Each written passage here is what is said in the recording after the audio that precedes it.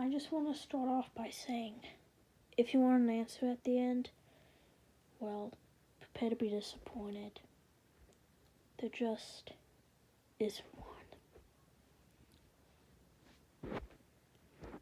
I was an intern at Nickelodeon Studios for a year in 2005 for a degree in animation. It wasn't paid, of course. Most internships aren't. But it did have some perks beyond education. To adults, it might not seem like a big one, but most kids at the time would go crazy over it.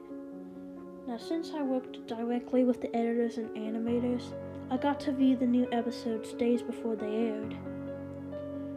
I'll get right to it without giving too many unnecessary details. They had very recently made the SpongeBob movie, and the entire staff was somewhat sapped of creativity, so it took them longer to start out the season. But the delay lasted longer for more upsetting reasons. There was a problem with the Series 4 premiere that set everyone and everything back for several months. Me and two other interns were in the editing room along with the lead animators and sound editors for the final cut. We received the copy that was supposed to be Fear of a Krabby Patty and gathered around the screen to watch. Now, given that it wasn't final yet, the animators often put up a mock title card, sort of an inside joke for us. So when we saw the title card, Squidwards ending, we didn't think it more than a morbid joke. One of the interns did a small throat laugh at it. The happy-go-lucky music plays as it normally.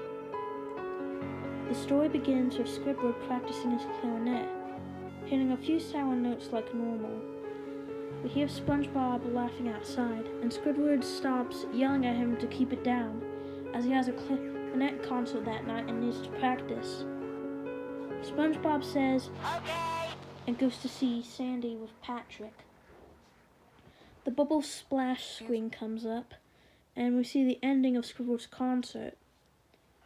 This is when things began to seem off. While playing, a few frames repeat themselves, but the sound doesn't at this point. The sound is synced up with animation, so yeah, that's not common. But when he stops playing, the sound finishes as if the skip never happened. There was a slight murmuring in the crowd before they began to boo him.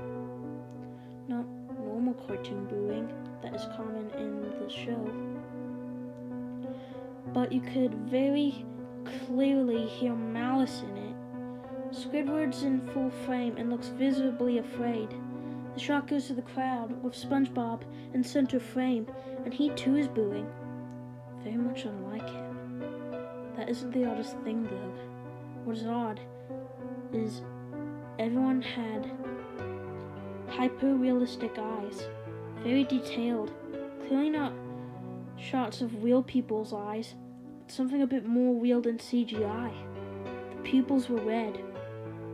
Some of us looked at each other, obviously confused, but since we weren't the writers, we didn't question its appeal to children yet. The shot goes to Squidward sitting on the edge of his bed, looking very forlorn. The view of his outside porthole window is of a night sky, so it isn't very long after the concert. The unsettling part is at this point, there was no sound. Literally no sound. Not even feedback from the speakers in the room, as if the speakers were turned off, though their status showed them working perfectly. He just sat there, blinking, in the silence for about 30 seconds. Then he started to sob softly. He put his hands or tentacles over his eyes and cried quietly for a minute more. All the while, a sound in the background very slowly growing from nothing to barely audible. It sounded like a slight breeze through a forest. The screen slowly begins to zoom in on his face. By slow, I mean It's only noticeable if you look at shots 10 seconds apart side by side. His sobbing gets louder, more full of hurt and anger. The screen then twitches a bit, as if it twists on itself. And then back to normal. The wind through the trees sound gets slowly louder and more severe, as if a storm's brewing somewhere. The only part is this sound and Squidward's sobbing sounded real, as if the sound wasn't coming from the speakers, but as if the speakers were holes the sound was coming through from the other side. As good as the studio likes to have, they don't purchase the equipment to be that good, to produce sound of that quality. Below the sound of the wind and sobbing, very faint, something sounded like laughing. It came at odd intervals and never lasted more than a second. So you had a hard time pinning it. We watched this show twice, so pardon me if things sound too specific, but I've had time to think about them.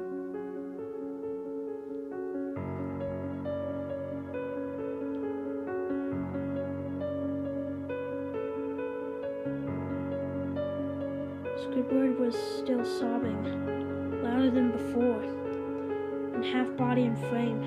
There was now what appeared to be blood running down his face from his eyes. The blood was also done in a hyper-realistic style, looking as if you touched it, you'd get blood on your fingers. The wind sounded now as if it were that of a gale blowing through the forest. There were even snapping sounds of branches, the laughing, a deep baritone, lasting at longer intervals and coming more frequently. After about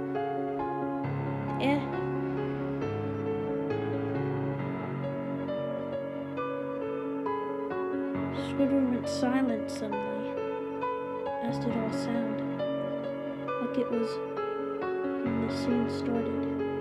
He put his tentacles down, and his eyes were now done in hyper-realism like the others were at the beginning of this episode. They were bleeding, bloodshot, and pulsating. He just stared at the screen as if watching the viewer after 10 seconds he started sobbing again, this time not covering his eyes. The sound was piercing and loud, the most fear-including of all. His sobbing was mixed with screams. If Shannon's thinking about retirement...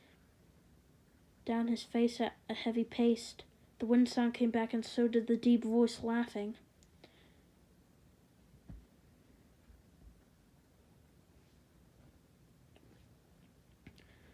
The lead sound editor told us to stop. He had to go call in the creator to see this. Mr. Hillenberg arrived within 15 minutes. He was confused as why he was called down there, so the editors just continued the episode.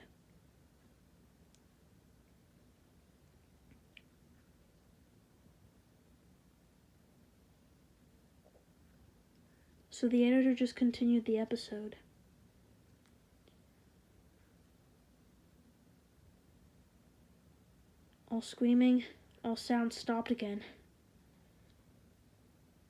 Stopped. Squidward was just staring at the viewer, full frame of his face for 3 seconds. The shot quickly panned out, and that deep voice said, and then we see in Squidward's hands a weapon. He immediately puts the weapon in his mouth and he pulls the trigger. And he does you know what.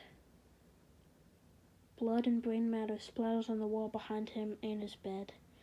He flies back with the force.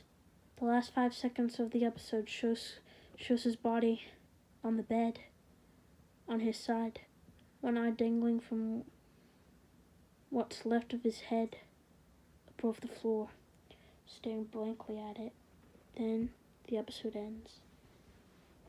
Mr. Hillingberg was obviously angry at this. He demanded to know what the heck was going on. Most people left the room at this point, so it was just a handful of us left to watch it again. Viewing the episode twice only served to imprint the entirety of it in my mind. It caused me horrible nightmares. I'm sorry I stayed. The only theory we could think of was the file was edited by someone in the chain from the drawing studio to here. The CTO was called to analyze when it happened. The analysis of the file did show it was edited over by new material. However, the timestamp of it was a mere 24 seconds before we began viewing it. All equipment involved was examined for forging software and hardware, as well as glitches, as if the timestamp may have glitched and showed the wrong time, but everything checked out fine. We don't know what happened, and to this day, nobody does. There was an investigation due to the nature of the video, but nothing came of it.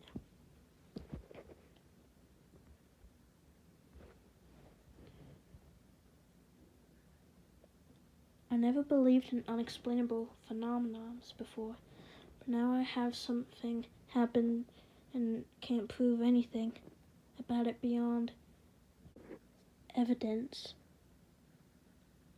I think twice about things.